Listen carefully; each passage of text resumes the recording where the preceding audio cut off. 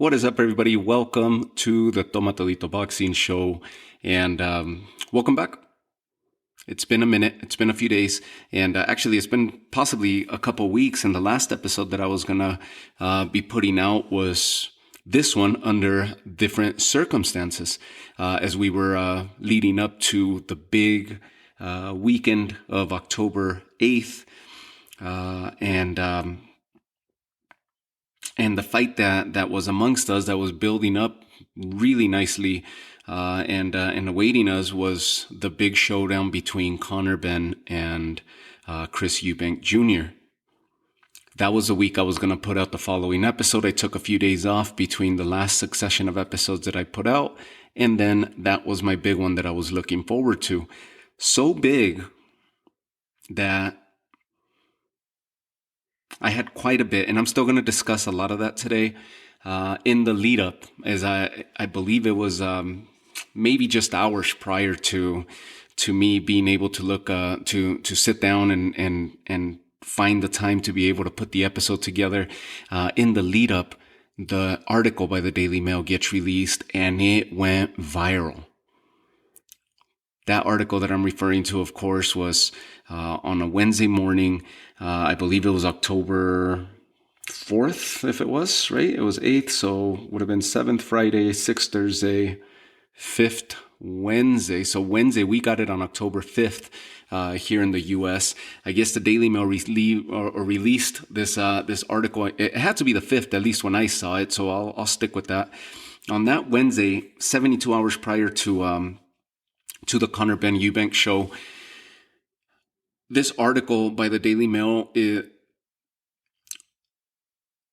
states that there was a failed drug test, sample A, on behalf of Conor Benn, and it tested positive for clomiphene, which is a banned substance. So, yes, this article goes viral and everything just starts spinning left and right. And as you could tell, I'm a little bit hesitant with my words because it's all been so fresh. So this past Saturday night, we should have had this fight between Conor Benn and Eubank Jr. There was a lot of the lead up to on again, off again, on again, off again fight.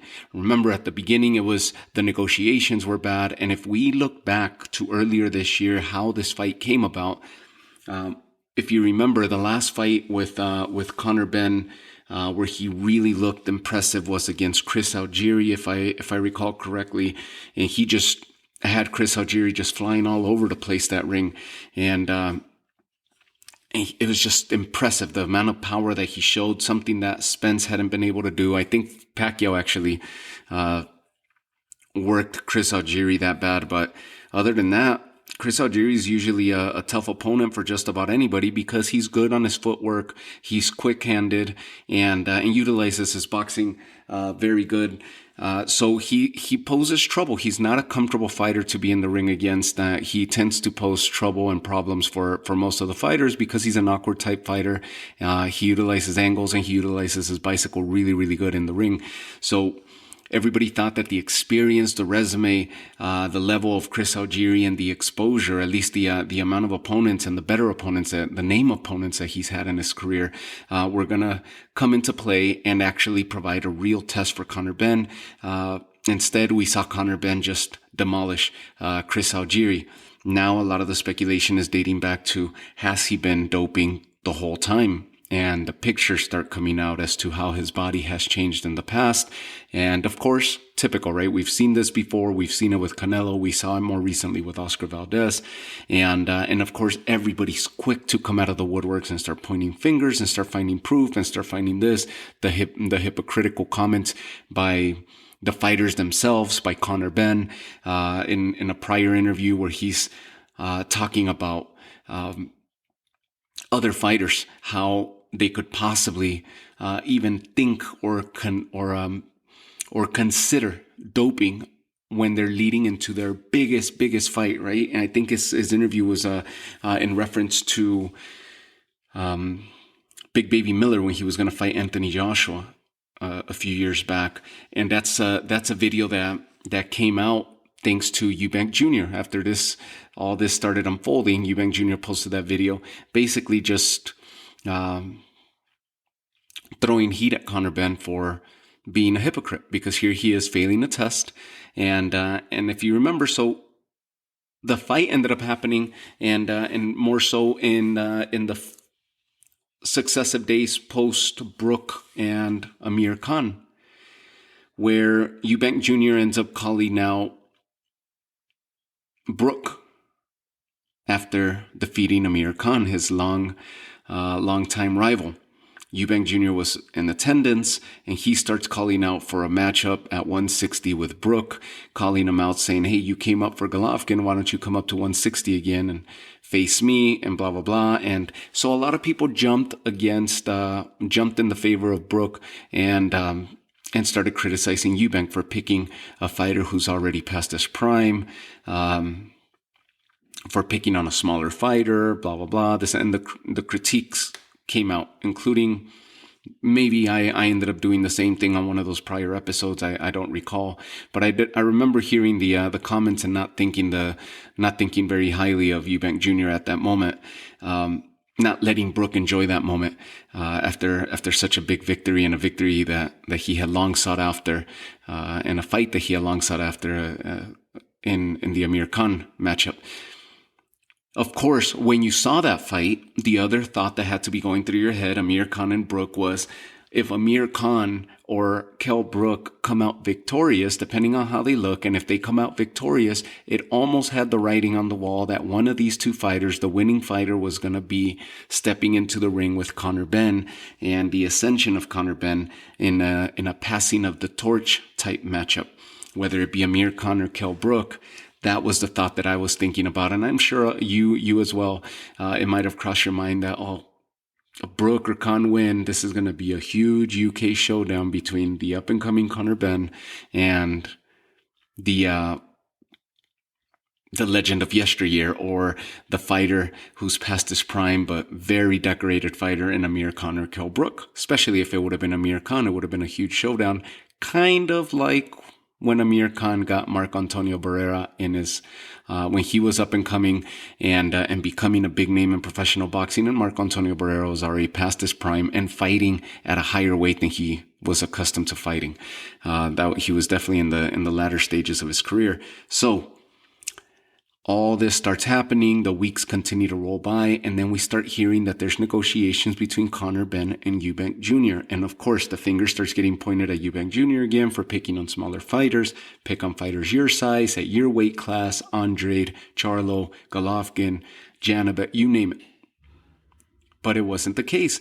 And then the fight was going to be off because of the negotiations, the weight class, all this. And then the fight is officially announced. The date is announced, the agreement is announced, and slowly but surely we start getting the conditions of the fight. The fight was going to take place at 157 pounds, at a catch weight 3 pounds below the 160 limit, which Eubank has been fighting at, or Jr. has been fighting at, and 10 pounds heavier than what Conor Benn has been fighting at. So the weight cut for Conor Benn would be more manageable. He wouldn't, at least 10 pounds more manageable, depending on what his normal weight is. He wouldn't have to drop down to 147, but rather to 157. So his weight cut would be easier for Conor Benn, but he would be fighting a bigger fighter. For Eubank Jr., he would have to not only drop 3 pounds lower than the already the 160 weight that he traditionally cuts down to, but there was also a rehydration clause where it was going to keep Eubank Jr. at around 157 and not allowing him to get up above 157 or even to 160, I believe was the clause. So it was, as Eubank Jr. stated, it was a lose-lose for him because he was going to not only fight severely drained and below customary weight that he's been competing at, but he was also going to be, if he lost the fight, he was basically going to be in the downslope of his career. As it is, the critiques for Eubank Jr. and my personal critiques for Eubank Jr. was that he's not that young anymore, and he's been passing up on a lot. He's been fighting B and C level fighters, and the few big name fights like BJ Saunders that he had, DeGale, these big fights that he's had, or bigger or more notorious names, I guess, he came out on the losing end, right, against BJ Saunders. That was one of the biggest fights that he was involved in. Other than that, we've seen him against lower level opposition, yet the articles keep coming out and he continues to call out Golovkin, but no negotiations ever really take place. Continues to call out the big names and the Canelos and what have you, but no big negotiations ever come to fruition. So he gets back in the ring with a B or C level fighter. And then to start picking on a smaller fighter, well, yes, that's where the critiques were. Like, he's been wasting a lot of time, is basically the outside looking in critique. He's been wasting a lot of time. He's not that young anymore.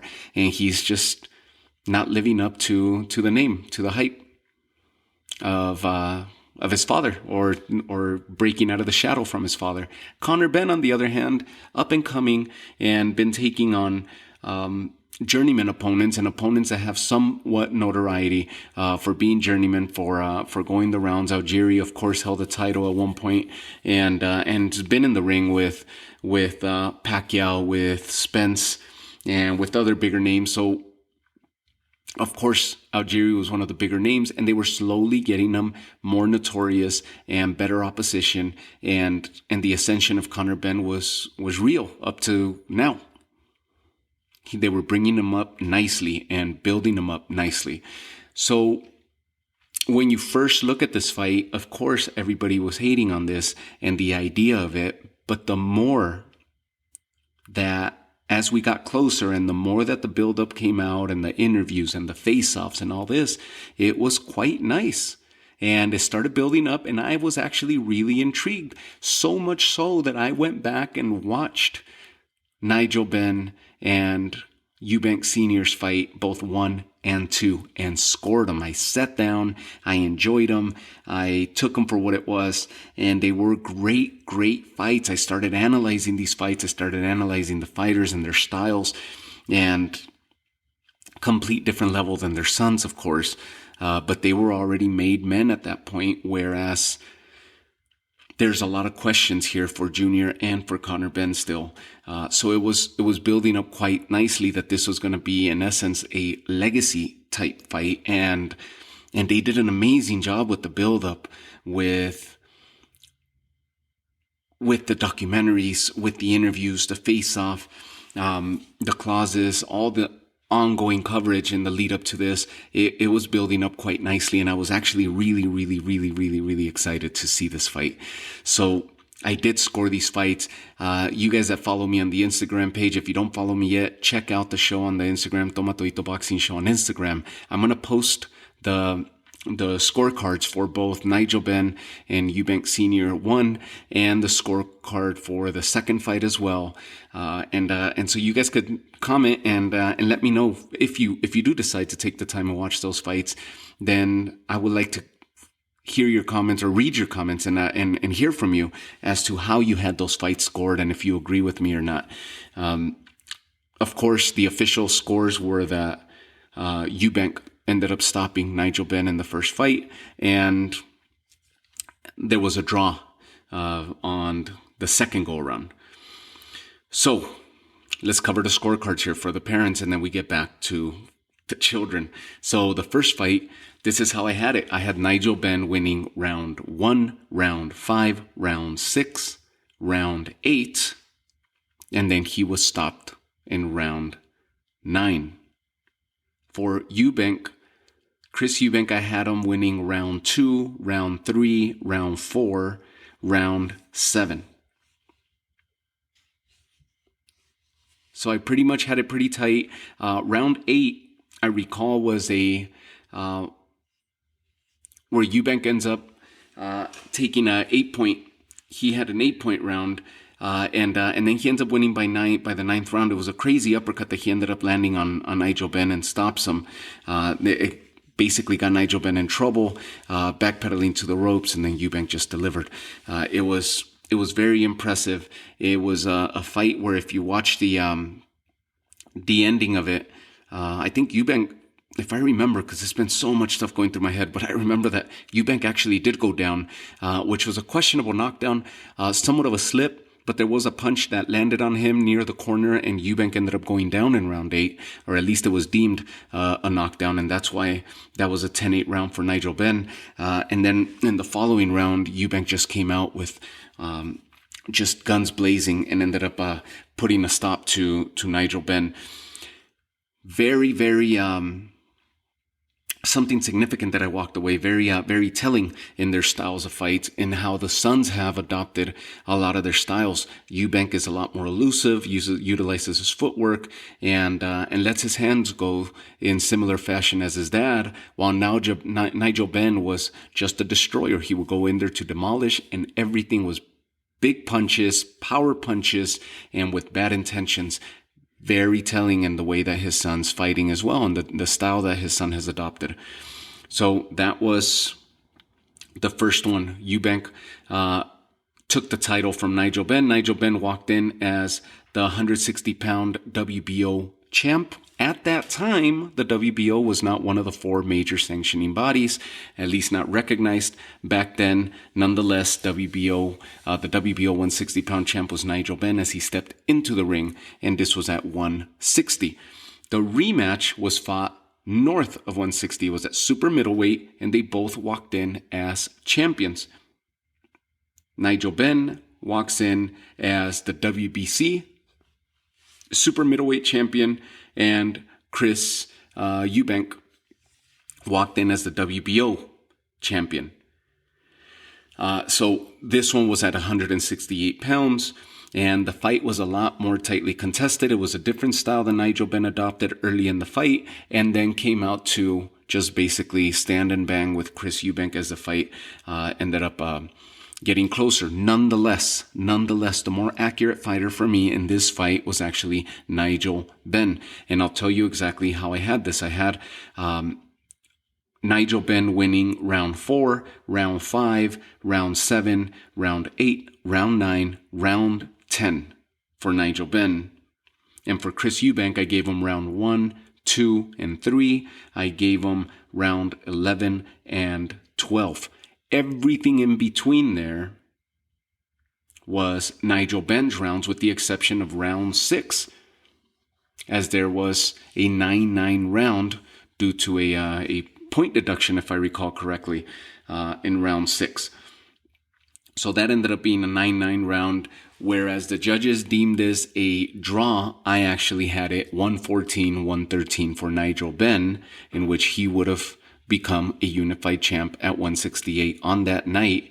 Instead, the draw ended up basically having each one of these champions walk out with their respective titles, and titles did not change hands with that draw. So I'll post those cards for you guys so you guys could review them, watch the fights, and then comment on the Instagram page and let me know how you saw those fights, if you agreed with the draw, if you agree with my scorecard, or if you came up with a completely different score than both what the judges had in mind.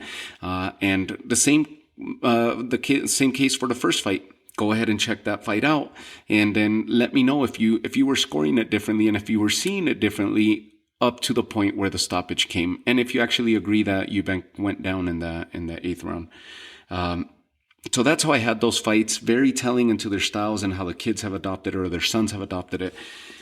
And with that, we get back to the fight. So here we are.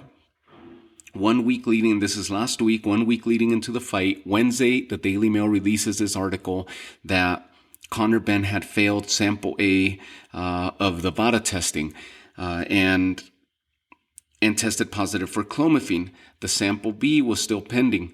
This ended up coming out or being discovered on September 23rd. If you think about this, this was already October 5th, so it was 12 days earlier. All this was known, and everything was hush. And this is where it starts getting really muddy, right? This is where it starts looking really dirty, because September 23rd was the apparent catching of this sample failure, and or this failed sample. And And yet everything continued business as usual, and the build-ups and the episodes were coming out for the documentaries and blah blah blah, and the training. And meanwhile, these fighters continue to go, and nothing is being said about this. October 5th happened 72 hours prior to the fight, and if you think about Wednesday, we're leading into that final press conference, and then the weigh-in would have been on Friday, and then the fight taking place this past Saturday. Instead, this article basically derailed it, and all the questions start coming out. Why does it look so bad? Let's talk about this, because who was involved in this? As far as drug testing, not only did we have some crazy clauses to where it was going to be 10 pounds higher for Conor Benn, but 3 pounds lighter than what Eubank Jr. traditionally fights at, that being 157 versus 160. The rehydration clause was also not favorable for Eubank Jr. versus that of Conor Benn, because Conor Benn would have to traditionally cut down to 147, the welterweight limit. So if he rehydrates, maybe he'll be rehydrating to 155 or even 160, fighting as a middleweight the night of the fight when he's traditionally making weight for welterweight. He would be in more of a comfortable state at that 157 clause than Eubank Jr. would. Eubank Jr. would, having to cut down to 160 for his fights, would probably end up weighing around 165, 168, maybe even as high as 170 on the night of the fight. Would this have been a traditional middleweight fight? But with the rehydration clause keeping him drained the night of the fight, it was pretty much a lose-lose for Eubank Jr. We went as far as during one of the conferences, Eubank Jr. not only disclosing this and people calling him a whiner and this and that, but it was very truthful, and this was actually of concern. And Eubank Jr. saying that, listen, if I lose, I'll probably even retire. This is that type of fight that I don't see myself losing to you. So this is something that ended up shaking everybody up, because not only was a lot of this stuff being dismissed, Eubank Sr. not wanting to take part of this fight, Eubank Sr. doing interviews warning that this was going to be a massacre, that his son was in danger, his son's life was in danger. He didn't want to be part of it. He didn't want to be in the corner. He didn't want to witness his son take damage, that this was a dangerous fight, more so than a traditional boxing fight. Of course, Eubank Sr. and his history with Watson, with those fights that he had with Watson, where he ends up injuring Watson, giving him life-changing injuries. Nigel Benn had his fight with Gerald McClellan, and of course that was life-altering injuries that Gerald McClellan suffered on that fight. So of course they know this. Nick Blackwell is a former opponent of Chris Eubank Jr. and Eubank Jr. already experiencing something similar to this in his career. So there was a lot of signs that were being missed, a lot of stuff that was being skewed and ignored. And then this test, basically the notion that they knew about this September 23rd and it was basically ignored. If the fight would have gone through and then the article gets released after the fight takes place, well, yes, everything would have been taken differently. But say there's an accident, Eubank Jr. gets severely damaged on this fight, or Conor Benn ends up losing this fight, and then this comes out. It would if this isn't damaging for his career right now, it would be even worse of a blow, but then it would be second hand news at that point, because the fight happened, everybody got paid, blah, blah, blah. And there you go. So it was crazy that everything was hush hush, and until the Daily Mail decided to leak this article and release this article, and then everything became front page news. We've seen Eddie Hearn criticize other organizations, other promotional companies, criticize fighters, being a big proponent of VADA testing, including so much so that he's such a believer in it that they contracted VADA for this. VADA, of course, is the voluntary anti-doping agency. What are the other agencies? Well, here in the U.S., we have USADA, which is United States Anti-Doping Agency. There's WADA, which is the World Anti-Doping Agency, and UKAD, which continuously got mentioned this past week, and we continue to hear about them. Well, UKAD is the version of the UK that USADA would be for us, right? It's the UK Anti-Doping Agency. WADA is a voluntary agency which gets contracted, and they don't belong to WADA, to the World Anti-Doping Agency. They're independent, they get contracted, and of course their validity is that they are more stringent than the other organizations or the standing organizations for each of the commissions of the country's commissions. So it's an additional insurance basically for the promoters to sell and the boxing commissions to sell of how clean of a sport they're carrying by having WADA alongside UKAD in this instance. Now, with this failed sample, September 23rd, and the news comes out 12 days later, why was the B sample still not tested? In those 12 days, what was the holdup? What's the procedure for that? We still have yet to know. And UKAD has a test that's either leading to the fight, or UKAD conducts their test post-fight in a urinalysis of the fighters, which is traditional as well, where they will collect a sample post-fight. So that being a set schedule type organization in UKAD, that gives the opportunity or opens the door for people to be able to cycle on and off of these substances because they know when they could expect this. They know what to expect. They know when they have to be tested and so forth. WADA ended up catching this. This is the crazy part, that they were contracted by Eddie Hearn, and they were contracted by the organization, by the promotional company, just basically to sell an additional insurance and to show everybody and show the world how clean we're running business here. And now it backfired.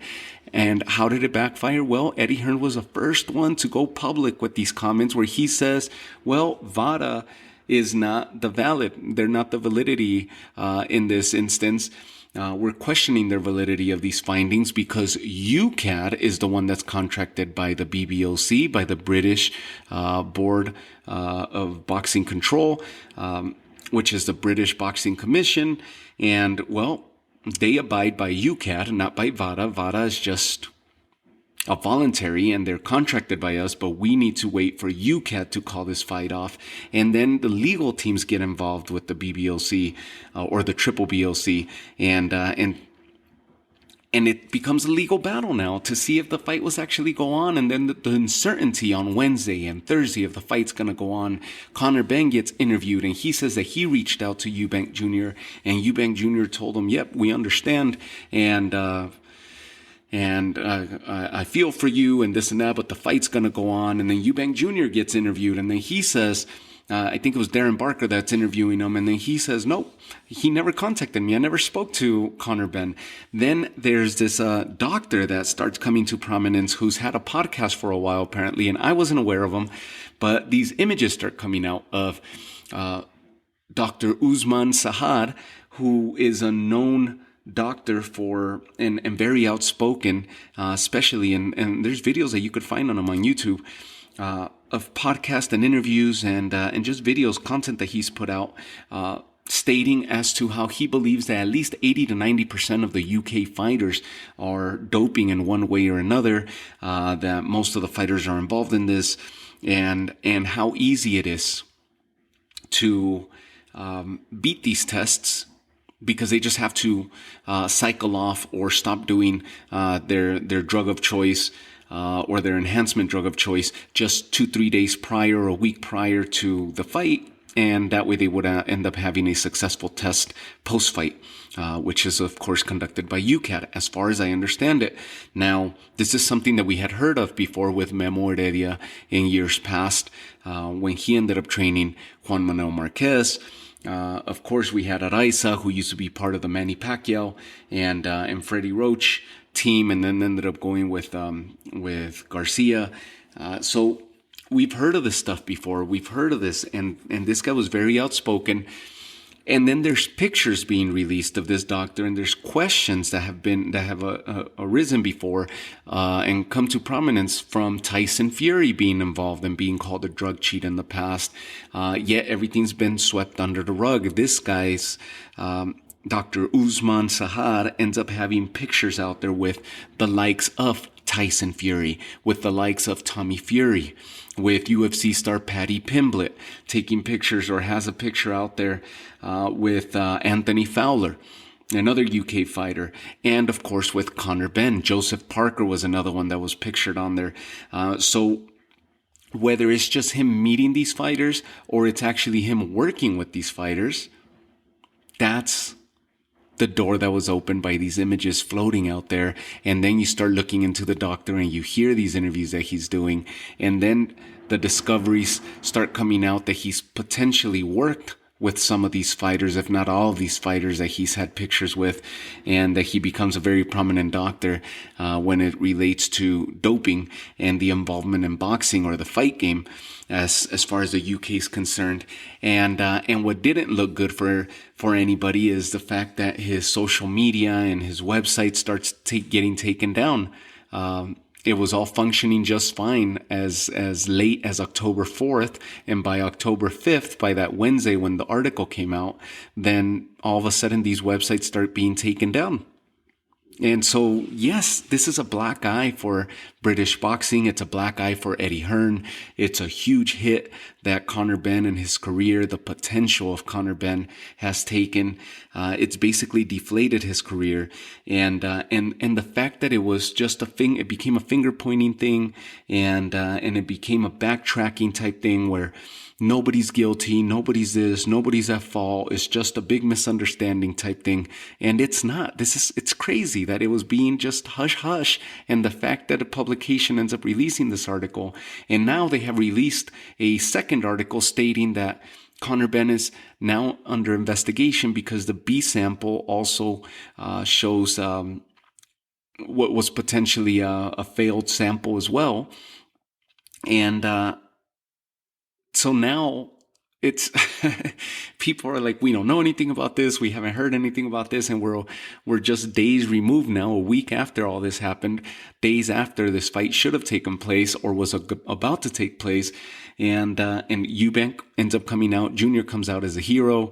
Conor Benn, I mean, he does not look very good. Eddie Hearn continues to fumble his answers and continues to question an agency in VADA, an agency that he contracted and that he has worked with for so long and stood by. And now he's questioning the validity of that test because now he's all of a sudden saying, nope, we needed to stand by UKAD. UKAD is who the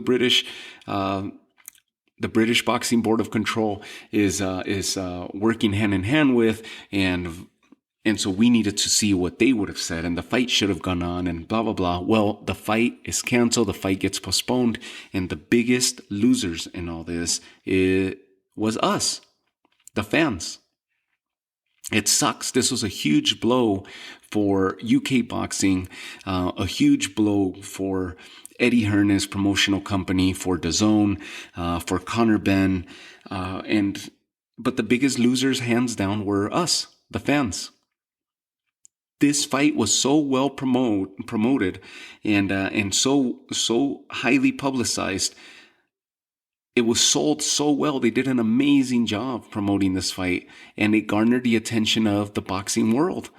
People from all over Europe were traveling to this fight and had hotel arrangements and had lodging arrangements. People from all over the UK. This wasn't just a local fan base that was going to attend. This was a sold out event that attracted attention from Asia, from Europe, from here in the US, people traveling. And so for them to just stop it and just postpone it and cancel it and say, hey, sorry, we're going to move on. We'll postpone it and we'll probably reschedule it somewhere else. It sucks. We'll be refunding tickets, or maybe we'll reissue them for a new date, or everything's up in the air. Yet, who loses? The fans lose. Not only do they, not just financially, it's a huge financial hit for those traveling from abroad. It's a huge financial hit for the local economy, the nightlife, bars, restaurants, the day life shops and stores and what have you that are near there. The venue loses, and the undercard loses. All the undercard fighters, the co-main event, the undercard fighters, the up-and-comers who have these camps that they got to pay, these 4, 6, 8 week camps that they were involved in, the training staff, the coaches, what have you, for everything to just be canceled and just be like, oh, well, just because of this one sample. And now the bad guys seem to be the Daily Mail for having leaked this out. No, it's backwards the way people are thinking. It's crazy that the finger pointing and the deflection and the attention being guided elsewhere as the bad guys here, the bad guys there. No, it's a huge, huge blow and something that needs to be corrected and something that really needs to be that it really needs the scope placed on it, and these claims by Dr. Usman Sahar, who says that 80 to 90% of the UK fighters and the British-based fighters are involved in some type of doping.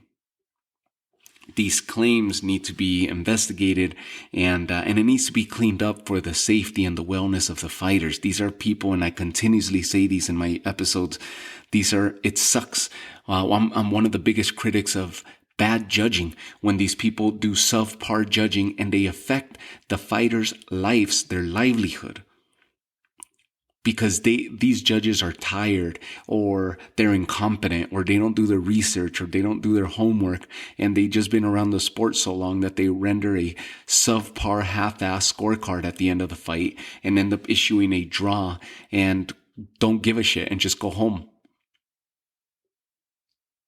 Not caring that they affected either one or both of the fighters' livelihoods and spit on the sacrifice and the blood, the sweat, the tears, the time away from their families that these fighters spend, the dedication, the discipline, the financial contributions, and the financial commitments that these fighters are involved in just to make it to that one fight, for us to have judges, or for them to have judges that are just half-assing their job on any given night or on that given night for those specific fighters. That's when I'm a big critic of. And now we have commissions that are doubtful, commissions that are questionable, commissions that have possibly been involved in this for so long, and these claims that are out there. And it's just one pay-per-view goes away, and then the next big event comes up, and that's it. It's forgotten news, sweep it under the rug, and we move on to a new and better day. And that sucks. It's a huge, huge bruise and a huge blow for the boxing world as a whole. But UK boxing is the one that takes the black eye on this one, along with Eddie Hearn and of course Conor Benn and that camp.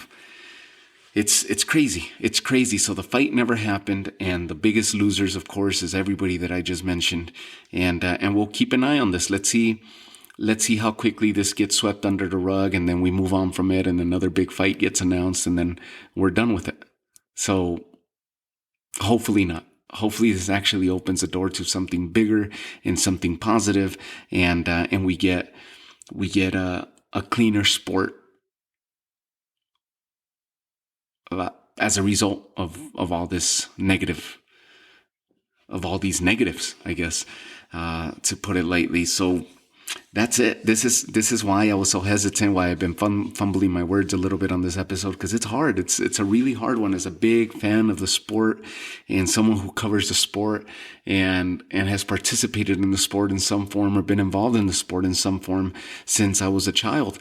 And it's, of course, these are rough, and it sucks that the main actors are the ones that are skewing the attention or misguiding or redirecting the attention elsewhere, when they should be brought to themselves, and they should self-reflect and be like, hey, we've been messing up with this, and we were about to pull a fast one on everybody, and it needs to stop.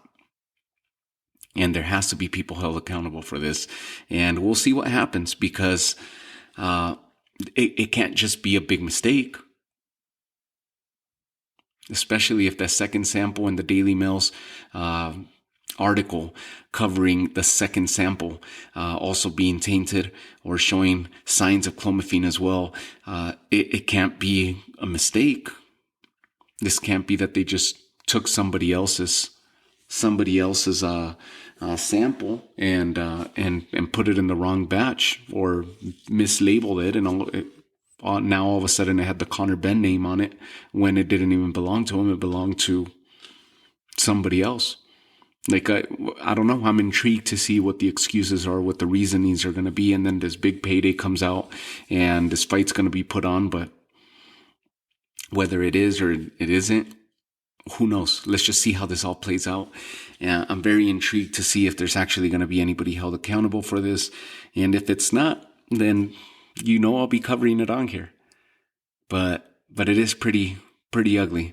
Pretty ugly that this happened, and it sucks. And in a sense, I'm glad the fight didn't happen, because who knows what could have actually taken place in that ring, if any serious injuries would have taken place, all because of money, which is the ultimate guiding factor for most people making wrong decisions and bad choices in life. Money, the guiding factor, the outlier in this whole scenario. Well, I'll leave you guys with that. And sucks that it was a negative episode, but in the end, it's something that needs to be talked about, and we'll move on. And I'll bring you some more episodes here in the coming days. So just glad to be back in front of this microphone and be talking to you all. Don't forget to follow me on Twitter and reach out to me on Twitter whenever you want to talk to me, whenever you want to comment. Reach out to me on Twitter, Instagram. You'll definitely find the show's Instagram page more favorable to you and easier to communicate with me. And I reply to all the comments, so feel free to leave a comment and reach out to me. Tomatoito Boxing Show is in full-fledged action, and stay tuned for some more episodes coming your way. Have a good one. Take care of yourselves. Salud.